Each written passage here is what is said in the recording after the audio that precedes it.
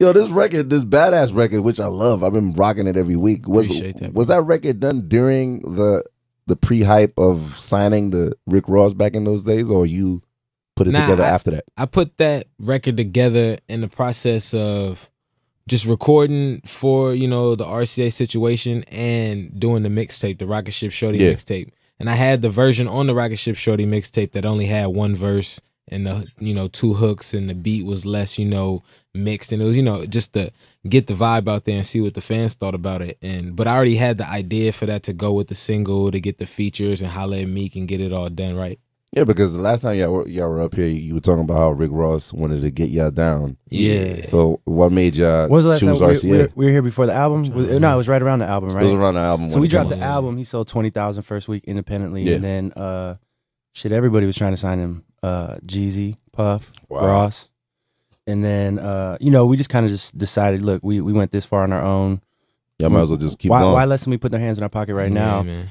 And the team, I mean, the alumni movement was too strong to turn on the fans like that. It would be like just too much.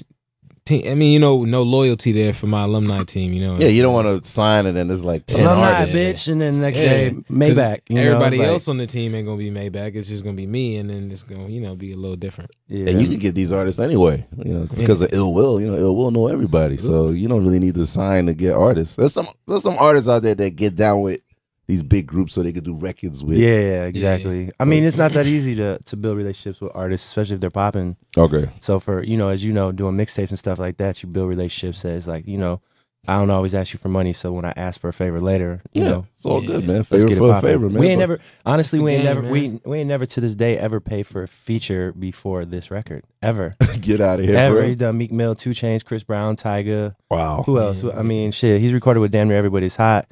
And this is the first time, but this is for clearance because we're selling it and shit, so we had to pay him obviously. Yeah, once they know you signed that contract and you got that check, they need a piece of it now. Yeah, but that's usually the case though. That's what you got a budget for, right? That's why you signed the deal. But it's usually the labels that are legally going for the checks. Yeah, the way the 360 deals and all the bullshit that's going on out there. Yeah, Meek ain't gonna be like, hey, I need this 50 racks. Meek don't give a fuck. He's like, I'm gonna knock that shit out. I'm gonna knock it out. And then it's like, okay, well, we want to sell it. Okay, now you got to talk to the lawyers and handle the business. What new tattoos you got, man? What's going? I see you got the skull joint on the hand, man. I just got I started adding like pieces to my legs. I had no tattoos on my legs for the longest. Yeah. What you got on there? Like some ill fucking. I got a whole back gang dedicated leg on the right. Got like the vampire teeth, like the Halloween teeth on there. That's some crazy. And then get the fuck out of here. I'm going to Romania next week too, man. I got crazy shit all on my leg, but vampire teeth.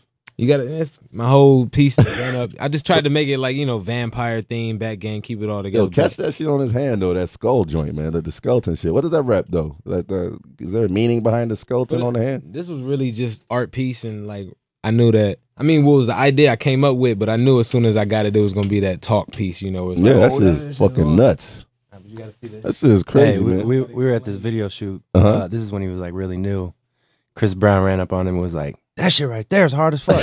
Hey, you know what he said? Hey, you know what he said? You know what he said? He said, "I'm about to get that shit." We both looked at each other like, "Please don't, please don't," because then everybody will think he's the one that created that and we copied him. You know what I'm saying? It's gonna be a burn. Be like, "Oh, kidding, stealing Chris Brown swag." And it's like, Chris Brown's a little rebellious now. He's got mad tats, blonde hair. Hey, he moved to the West Coast and got turned the fuck What happened, up. yo?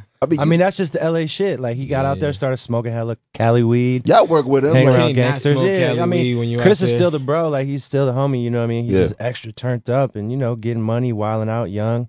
Can't tell him no. It's the club scene out there. Who tells him no? You cannot go when there's something popping every night. And all that tree out there, you cannot smoke. It's a weed store every 3 blocks. Bad bitches everywhere. You got all the money in the world. You're young. It's like the man of the hour. That's the line right there. That's what we should have named the joint. Man of the hour. It's after we had everything out, everybody was like, we should just name the man of the hour. Man, you make sure you get the hooks first before you write. That's 50's formula right there. You know what? Actually, that's how I started off. But lately, I've been sometimes it'll be certain records, including like Jalil records, where you just got to go in straight off top. So it's like sometimes I'll get to the verse first if I'm just feeling that vibe. But I usually try to get the hooks done and go to the studio, knock out like at least minimum 6 records a night to just have the hooks done, just so we can have some good stuff though. Good quality hooks to send out. Illbo's a real guy. How many times he tell you this shit sucks? Get this shit out of here every day. Hey, and the funny thing is, it's not too many artists I could work with. Like I work with him. Yeah. Because people get their feelings hurt and shit. Yeah. And it's like, we're trying to get from point A to point B. So I'm gonna save all that extra shit. Yeah, I mean, let's get to the point. Scrap that one. That ain't it. You know what I'm saying? Let's get to the next one. But see, I always keep it. And I tell him, I'm like, yo, it's gonna be 2 to 3 that I fight for at the end of the day. And so be right about I'm gonna let you be wrong about or about those, and I'm gonna hold them, and I'm not gonna press you with them. But it's gonna be those 2, 3 at the end of the day. I'm gonna hit them with, and then they usually turn over, and he goes, oh, okay, I get it, I understand.